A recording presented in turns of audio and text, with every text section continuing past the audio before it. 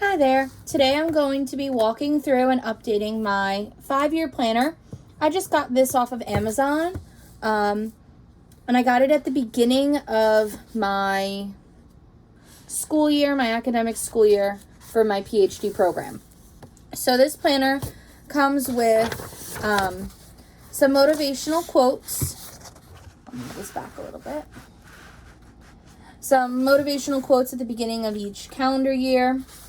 There is a section for personal information and contact information for other people. So as, all-in-one type of deal. And then it'll say Happy New Year or some sort of New Year, new goals with the year on it. And then there will be a yearly overview page. So a full 12-month calendar for that year. So this is 2019's.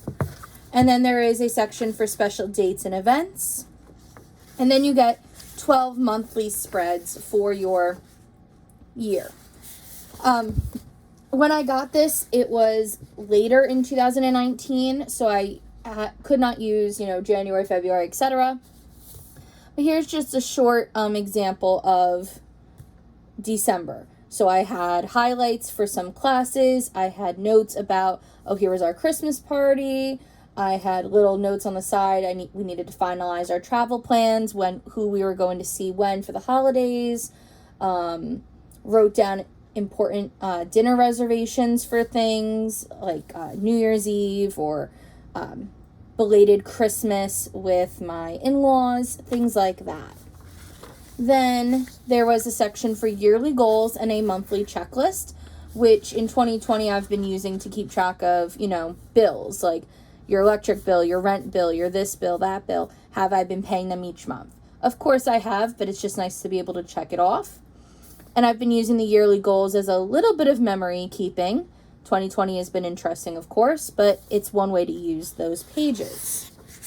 Then there's also several pages of notes. So here is my little tracking page of my program.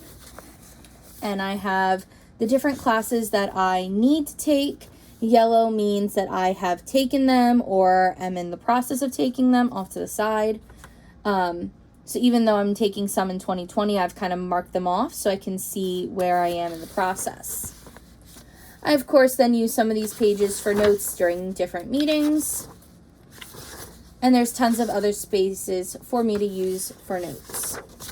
Then we get to 2020, and I've paper clipped the months together as they have passed through, and I kept a little index card of any weekend that was completely free without classes. So as I've been trying to plan vacations, of course, coronavirus and COVID happened, so it kind of messed up things, but it gave me a chance so I could tell my husband, hey, we could have a barbecue on this weekend, or we can go hiking on this weekend. Whatever it was, I had a chance and an opportunity to look at those dates.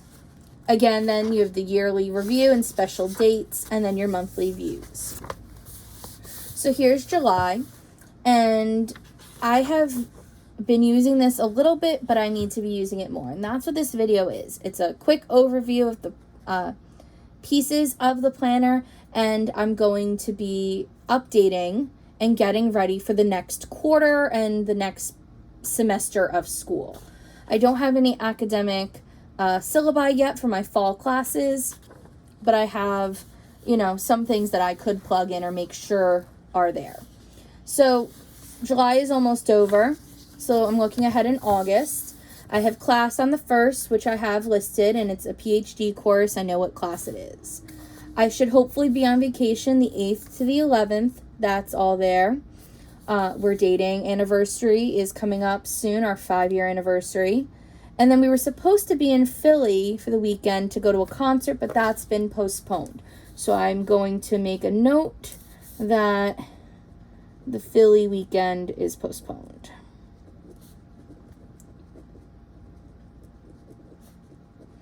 And 8/26/21 is the new concert date.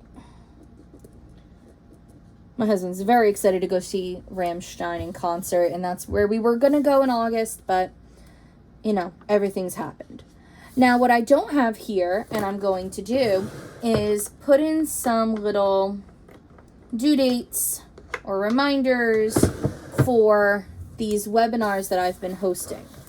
So I have 2 webinars on the 4th of August. I have Google 4. It's going to be talking about using Google Calendar at 1 p.m. And I have Google 3 for CCD, which is Zoom and stuff, at 5:30 that day. I then am having a second option of Google 4 on the 5th at 10 a.m.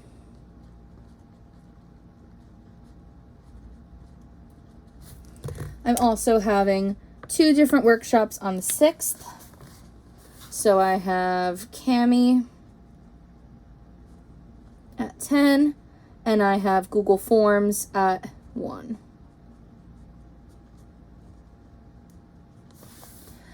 We also have some set for the 12th and 13th, hopefully. I'm not going to plug those in just because of vacation. I'm hoping that I'm home for those dates.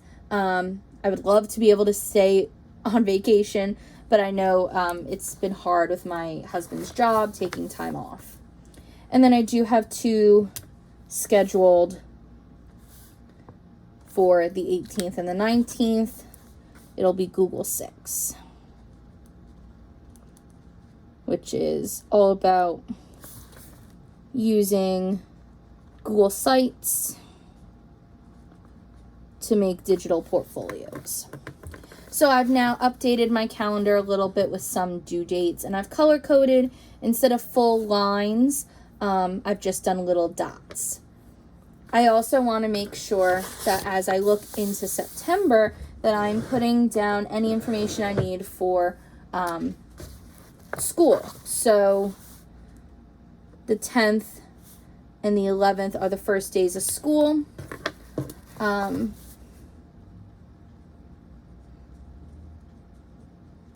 They're half days as far as we know still. And I'm not quite sure how it's working with our schedule, but I do want to make sure that I write down that there will be most likely some sort of blue group and gold group. So I'm kind of making little notes here in the section for like a color code.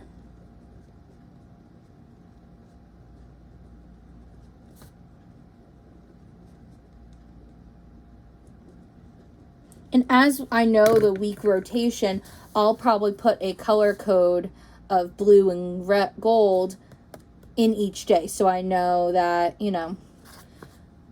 let's just say the week of the 14th, for example. If it was a blue week in school, I would put blue dots on the 14th, 15th, 16th, 17th, because those are the days we'd be in school. And on the 18th, I'll have another color, which I'll just use as purple.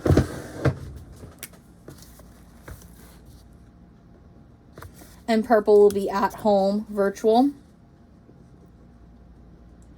which right now all Fridays will be.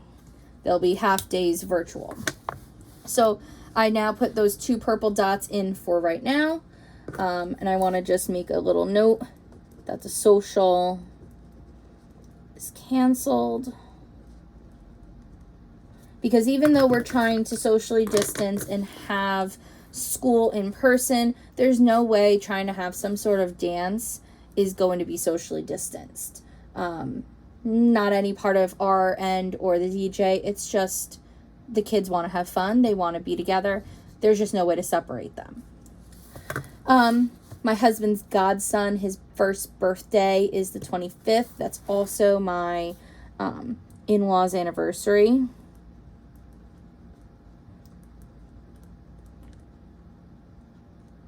They're nearing, they're almost at 40 years of marriage, which is actually really cool that my in-laws got married the same year my parents did. So for my husband and I, it makes planning and remembering important anniversaries really easy. I've also written down that it's my and my husband's 2-year wedding anniversary on the 15th. So, going to try to plan something maybe for that Sunday before or something fun that night, since I do have classes on both weekends. But classes end at 3 p.m., so I still have all of Saturday afternoon and evening to celebrate as well. And we don't know, maybe there'll be a birthday party to go to for his godson, so we might have something that day. I also have some meetings just penciled in that I like to rewrite when they're fully plugged in, and using this little color-coded dot system is going to be what I do when it comes time to plot those in for real. So again, I'm going to just plot a couple of more purple dots just to be safe on virtual learning with my color code. Again, I'm going to just want to write that down, that the purple dot means at home learning.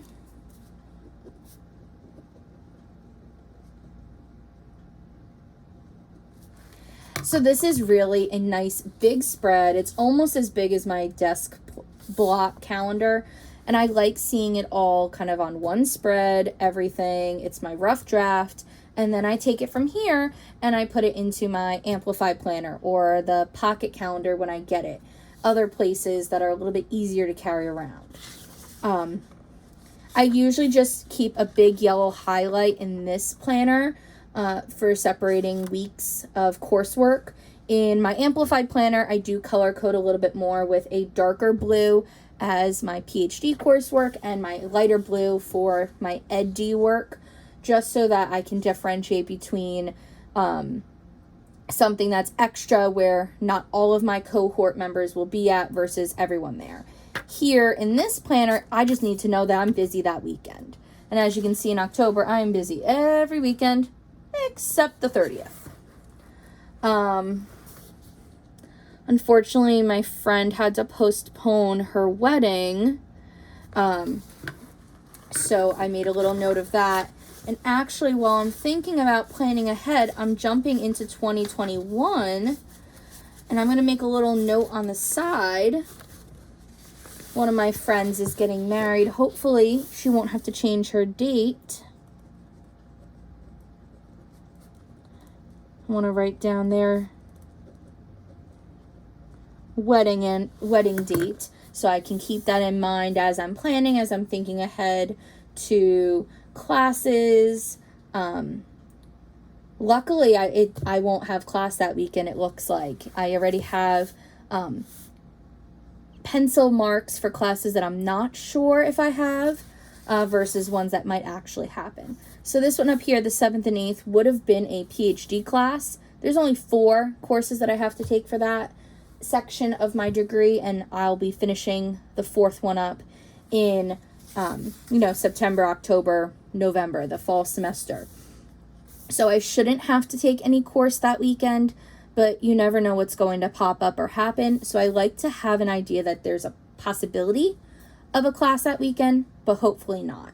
And same with the 21st and 22nd. That might be the first weekend of summer classes, but it's after the wedding event. The last thing I wanted to show, as I'll continue to go through and update my planner, is I have made these Excel sheets. Calendarlabs.com you can download a lot of different calendar templates. So I downloaded a quarterly spreadsheet template. So each sheet within the workbook has a quarter, so 3 months worth of a calendar view plus some note pages. And I've written down for 2020 things that were to happen, hopefully happened, did happen or not.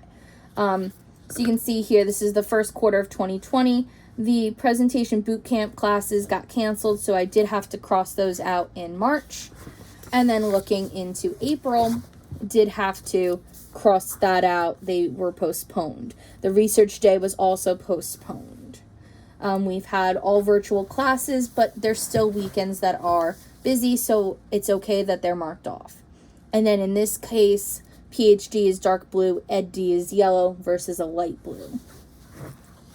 And then I do have quarter 3 planned and most of quarter 4. once I get my new academic calendar, which starts, you know, August or July until the following, you know, August to July usually. So once I got that, I was able to plug in dates for my coursework for quarter 4. Again, down in December, I have 18th and 19th blocked off with dark blue, but I should be done with classes and I shouldn't have to go to class that weekend. But it's good to just have it blocked off just in case. Hopefully that will still be my family's cookie weekend and I'll be good to go. One of the other things I wanted to just share that I've posted in here is a little checklist of my coursework, again, similar to what I had before, but here it's with a color coding system where red is for the fall, green is for the spring, blue is winter, and yellow is summer. So I try to write color code what semester I took the course in. Over here I wrote down the exact semester, fall 19, fall 20. I write the professor or professors who taught the course, and I also write the group of students that were in the course with me. So if it was just my cohort plus other cohorts, just PhD people.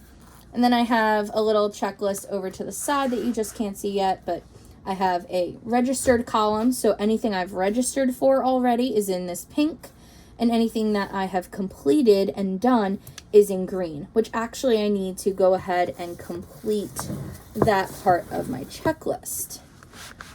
So I'm going to mark off my spring course there, and I'm going to change the grade column to represent what I received in my courses.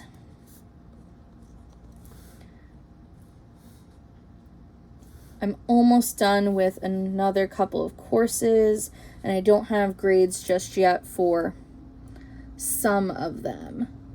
And I also designated in one of the descriptions if a course is pass-fail versus a letter grade, just so that as I'm looking at grades, if I see a P or an F, what those are. I don't intend on failing any courses, but if I somehow did, I want to make sure that I can understand my coding system.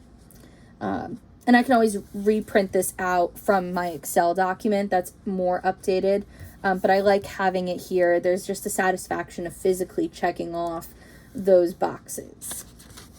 And again, I have some extra note pages set up, ready to go for the next couple of years. I did start to plan for 2021 with my quarters. So you can see I have dates set up for the quarters of 2021, which will be here before we know it. Quarters 1, 2, and 3, most of 3. August is free, and then from September to quarter 4, I'll need to update once those dates come into my hands, probably sometime in April or May of 2021. I'll be able to plug in those dates. So I like to update this often. I don't do it as often as I would like, but I'm going to sit and continue to just make sure all of the dates are up to date. So if I happen to grab this planner instead of my Amplify planner or instead of my iPad, and I need to check to see if I'm free for something, I can easily see if I'm available or not, what's coming up, what's important that I need to block off, or where my free time is going to be. So I hope you like this video. Comment down below if there's some things you'd like to see in another one, and I'll catch you in the next video. Bye.